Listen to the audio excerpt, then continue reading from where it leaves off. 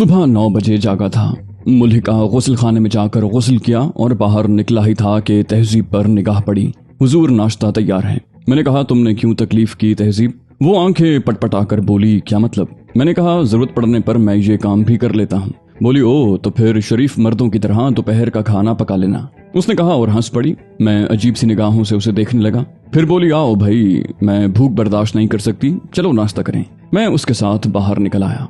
दफतन मैंने चौंक कर कहा अरे तहजीब, मैंने दरवाजा अंदर से बंद कर लिया था, तुम अंदर कैसे आ गई?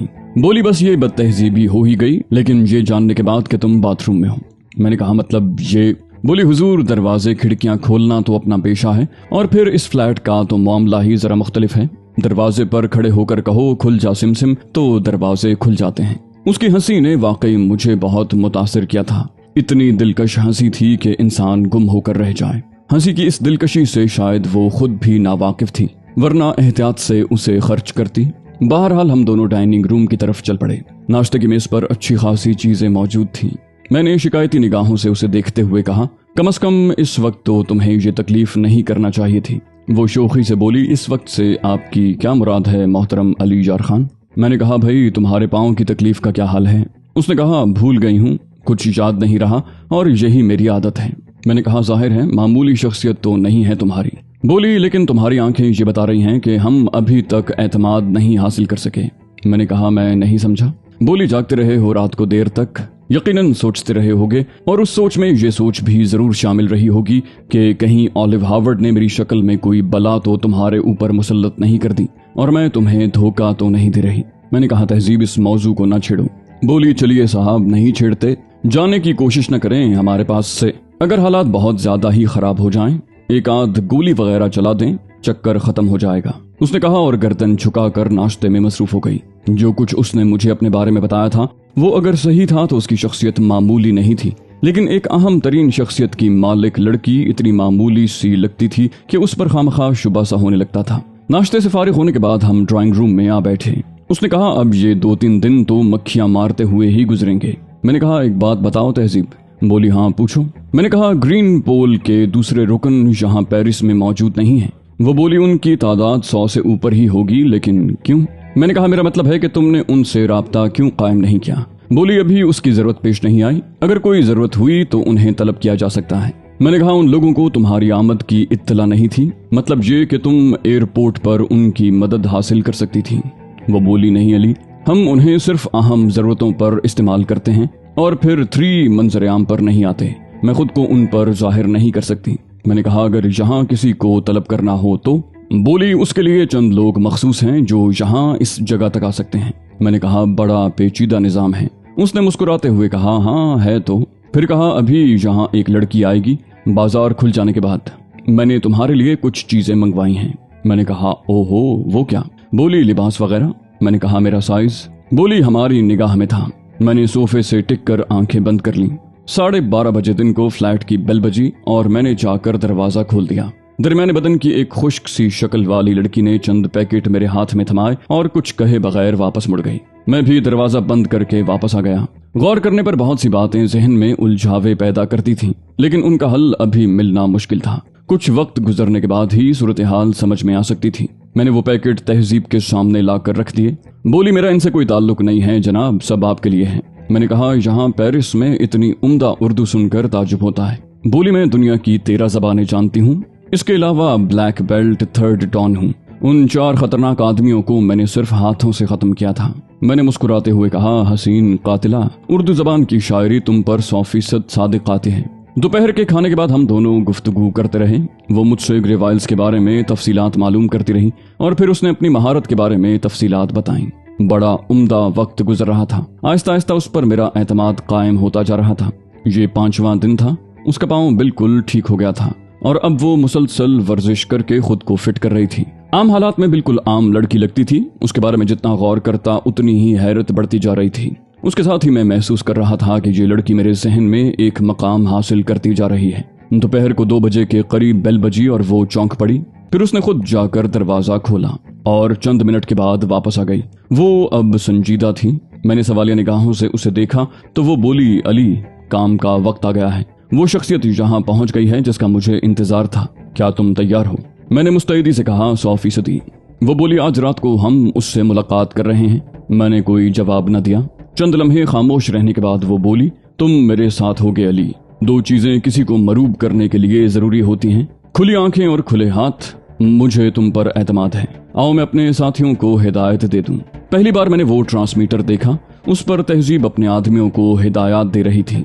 ये हिदायत फ्रेंच जबान में थी जिसे मैं समझता था। उसने कुछ मखसूस इलाकों पर उन लोगों को तैनात किया था और हिदायत की थी कि वहां से गुजरने वाली चींटी पर भी निगाह रखी जाए।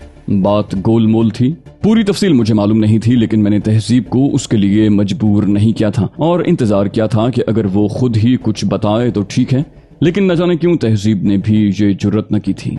बहुत ज्यादा एहतियात बाज़ औक़ात बहुत बड़ी हिमाकत बन जाती है। हरचंद के जहन की गहराइयों में ये एहसास मौजूद था कि मुमकिन है तहजीब भी हार्वर्ड की कोई चाल हो, लेकिन फिलहाल उसकी कोई कसौटी नहीं थी। ये बात यकीनी थी कि तहजीब मेरी ही हम मजहब थी और कम से कम उसने इस सिलसिले में झूठ नहीं बोला था। ग्रीन पोल के बारे में इससे कबल कुछ नहीं सुना था, लेकिन मैं इन हालात में बहुत ज्यादा मालूमात भी तो नहीं रखता था। चुनाचे बेहतर यही था कि खुद को हालात के धारे पर छोड़ दिया जाए। तंजीम के लिए दिल में जो इनाद था दूर हो चुका था। कम से कम बाद में जो कुछ हुआ और जिसने दिल को बहुत दुख पहुंचाया उसके बारे में बात साफ हो गई कि वो तंजीम की तरफ से नहीं था। इससे कबल के खतरनाक हालात भी हार्वर्ड के पैदा करता थे और तंजीम के अफराद भी फरिश्ता तो नहीं थे कि इन खुले मामलात के बावजूद मेरी तरफ से बदजन न होते। और फिर इतनी बड़ी रकम मेरे अकाउंट में मौजूद थी जिसके हुसूल का और कोई जरिया नहीं था। इन हालात की रोशनी में कोई भी अदालत मुझे मुजरिम करार देती। बस दिल को एक एहसास अब भी था, वो ये कि उन्हें मजीद तहकीकात करना चाहिए थी। मैंने अपना मुस्तकबिल तारीक किया था। इस मकसद के लिए जो कुछ किया था उसका कोई मुआवजा नहीं चाहा था। इस तरह मेरा हक था कि मुझे फौरन ही मुजरिम करार न दिया जाए। आखिर बाद में भी उन लोगों ने मेरी बेगुनाही के बारे में सोचा था। तंजीम में दोबारा शामिल होने का कोई इरादा नहीं था और ये जरूरी भी नहीं था। जो फैसला किया था उसी पर अटल था, यानी तंजीम के मामलात के लिए जो कुछ भी सामने आए कर डाला जाए, कुछ सोचे समझे बगैर। तहजीब जरूरी कार्रवाइयों में मसरूफ थी और मैंने उसे तन्हा छोड़ दिया था। ज्यादा टोह में रहना भी मुनासिब नहीं था। मुमकिन है तुक्का लग जाए, मुमकिन है ऑलिव हार्वर्ड की ये चाल नाकाम बनाने के सिलसिले में ग्रीन पोल मावन साबित हो। कम से कम ये काम तो हो जाएगा, बशर्ते के तहजीब हार्वर्ड की नुमाइंदा न हो। वो खुद ही मुझे तलाश करती हुई आई थी। बोली अली यहाँ बैठे क्या कर रहे हो? मैंने कहा कुछ नहीं। बोली कुछ सोच रहे हो? मैंने कहा इनकार नहीं करूंगा, हर तन्हा आदमी कुछ न कुछ जरूर सोचता है। वो मेरे सामने बैठकर बोली क्या सोच रहे थे मोहतरम? मैंने कहा अहमकाना बातें। बोली मसलन? मैंने कहा हिमाकतें दूसरों को बताई तो नहीं जाती, और फिर ऐसी शक्ल में जब इंसान खुद ही उन्हें हिमाकतें तस्लीम करता हो। वो बोली गंभीर लहजा है, जरूर कोई खास बात है। मैंने कहा तुम फारिग हो गई आज के प्रोग्राम के इंतजामात से? बोली हाँ तकरीबन। मैंने कहा किस वक्त जाना होगा? बोली 11 बजे। 11:15 बजे घर से निकलेंगे, फाइनल प्रोग्राम 10 बजे मिलेगा। मैंने पूछा क्या मतलब? और तहजीब मुस्कुराती। उसने बदस्तूर मुस्कुराते हुए कहा बताऊं क्या सोच रहे थे? मैं सवालिया निगाहों से उसे देखने लगा। उसने आंखें बंद की और उसी तरह मुस्कुराते हुए बोली 2 बातें। नंबर 1, ये ख्याल जरूर तुम्हारे जहन में होगा कि मैंने सिर्फ अपने तौर पर तुम्हें ग्रीन पोल में शामिल कर लिया और इतने अहम मिशन में इत्मीनान से तुम्हें शरीक कर लिया। इसकी वजह? क्यों अली सच बताना, ये ख्याल है तुम्हारे जहन में? मैंने कहा हाँ है। बोली जीते रहो।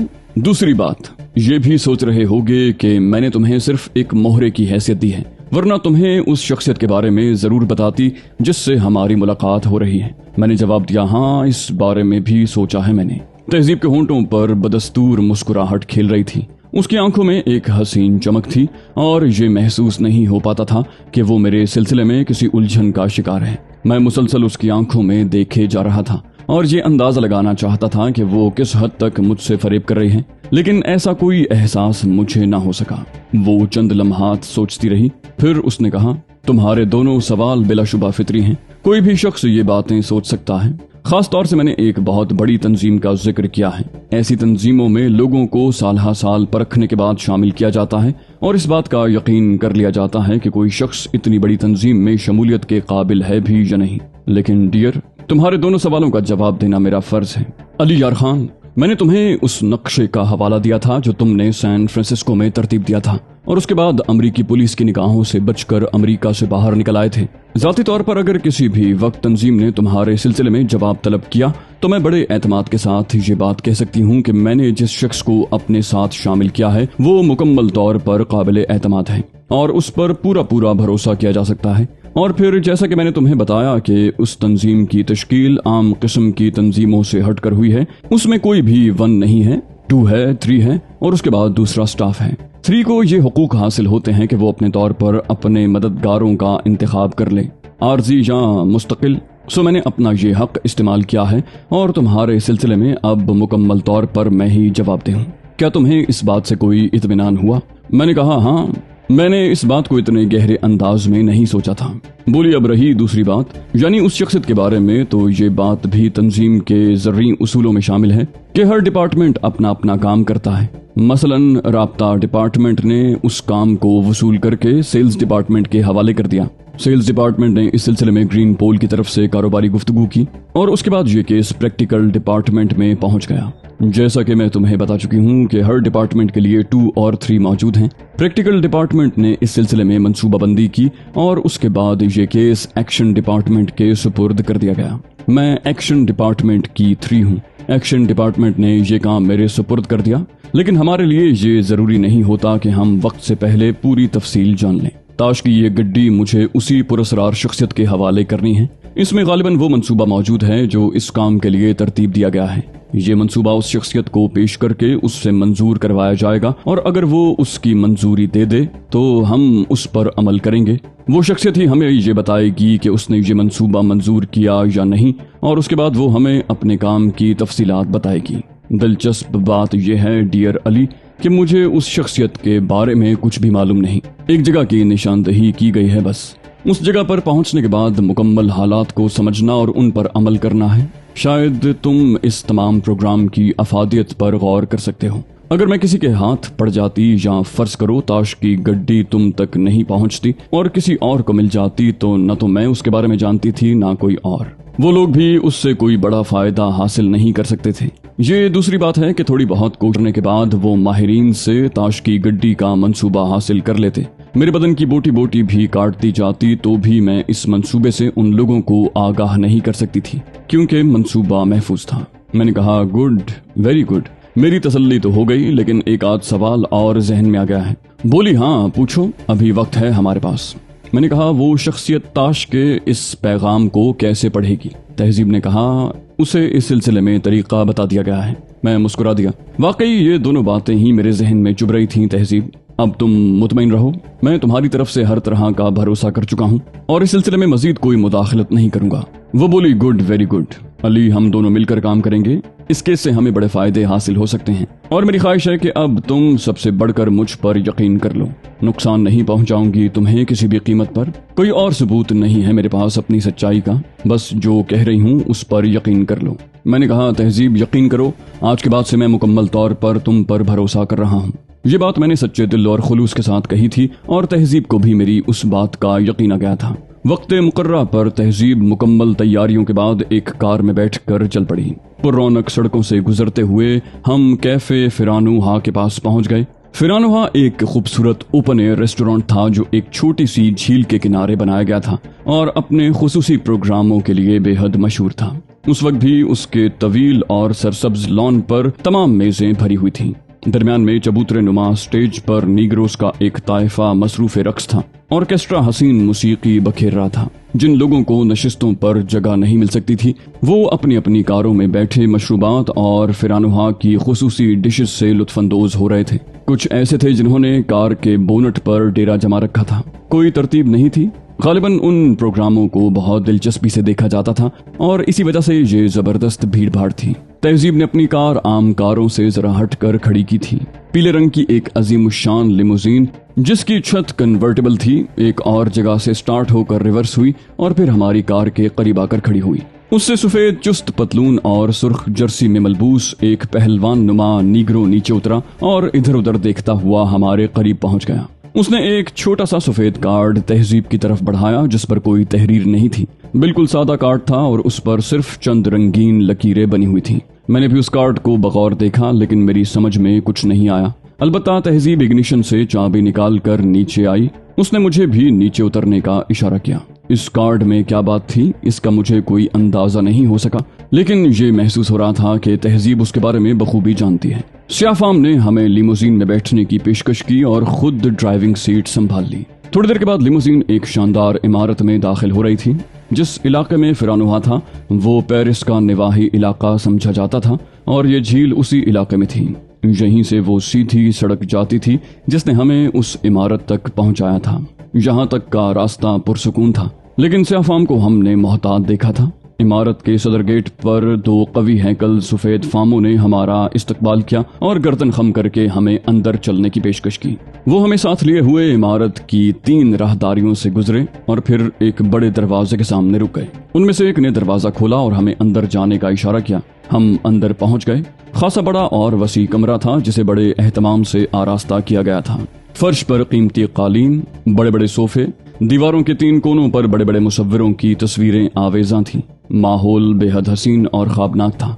एक लम्हे के लिए ये माहौल जहन पर असरअंदाज होता था। बहुत बड़े स्याह रंग के एक सोफे पर एक तवील कामत स्याहफाम खूबसूरत सिल्क के गाउन में मलबूस बैठा हुआ था। सोफे के अकब में 3 खिदमतगुजार लड़कियां मौजूद थीं। सामने ही शराब के बर्तन मेज पर सजे हुए थे। बाईं समत एक तनोमंद शख्स बैठा हुआ था जिसके गालों पर बड़े बड़े गुलमुच्छे थे। शक्ल सूरत से ये अंदाजा लगाना मुश्किल था कि वो कौन से मुल्क से ताल्लुक रखता है, लेकिन मजबूत और गठे हुए बदन का आदमी था। उससे थोड़े फासले पर एक जवान उम्र औरत मौजूद थी, लेकिन ये भी स्याफाम थी। बाल बड़े खूबसूरत अंदाज में बंधे हुए थे। शक्ल सूरत के बारे में कुछ कहा नहीं जा सकता था।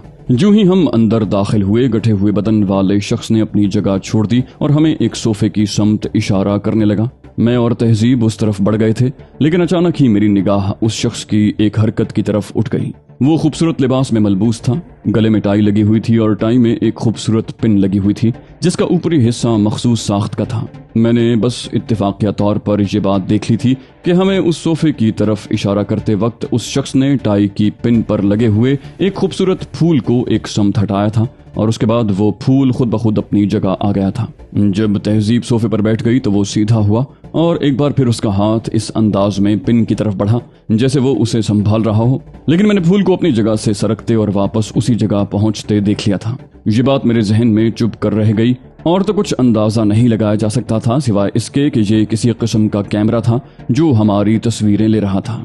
मैंने ये भी सोचा कि मुमकिन है ये कार्रवाई उस शख्सियत की तरफ से हो जो हमारे सामने मौजूद थी। अलबत्ता मैं एक खास एहसास के तहत सोफे पर नहीं बैठा था, बल्कि तहजीब के बाईं समत इस तरह खड़ा हो गया था जैसे मैं तहजीब के मातहत की हैसियत रखता हूँ। तहजीब ने निहायत जहानत से काम लेते हुए इस बात पर किसी किस्म की हैरत का इजहार न किया था। तब उस शख्स ने हमारी तरफ देखकर हाथ में पकड़ा हुआ ग्लास मेज पर रख दिया और फिर एक धीमी सी मुस्कुराहट के साथ बोला, ग्रीन पोल 3, क्या मैं आपके नाम से वाकिफ हो सकता हूँ? तहजीब ने जवाब दिया, तहजीब मैल्कम एक्स, और फिर फौरन बोली, मेरे साथी मिस्टर पार्को। तहजीब ने खुद ही मेरा नाम तजवीज कर लिया था। तवील कामत शख्स ने मुस्कुराते हुए अपना हाथ मुसाफे के लिए बढ़ा दिया। हम तुम्हें खुशामदीद कहते हैं, लेकिन ये मुसाफा सिर्फ तहजीब से किया गया था। उसने अपना सर ताजीमन खम करते हुए कहा, मैं आपकी ममनून हूँ। फिर स्याहफाम औरत ने भी तहजीब से हाथ मिलाया और उसके बाद चंद लम्हात के लिए खामोशी तारी हो गई। बड़े बड़े गुलमुच्छों वाला मजबूत हाथ पांव का आदमी मुझसे थोड़े फासले पर एक जगह खड़ा हो गया था।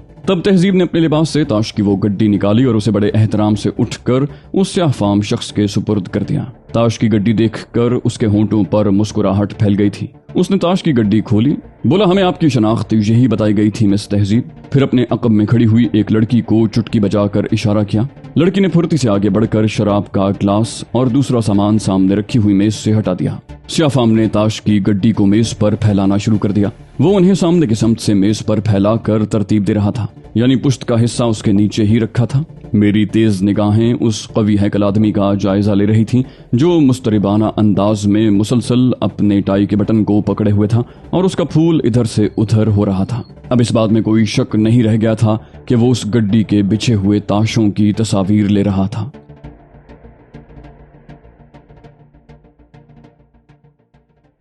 तो दोस्तों, ये थी हमारी आज की एपिसोड। उम्मीद करते हैं आपको हमारी कहानी पसंद आई होगी। जाने से पहले इस वीडियो को लाइक कीजिए और शेयर करना मत भूलिए। कमेंट करके हमें बताइए कि आपको हमारी वीडियो कैसी लगी اور اگر ابھی تک آپ نے اس چینل کو سبسکرائب نہیں کیا تو اسے سبسکرائب کیجئے اور بیل آئیکن دبا کر آل نوٹیفیکیشنز آن کر لیجئے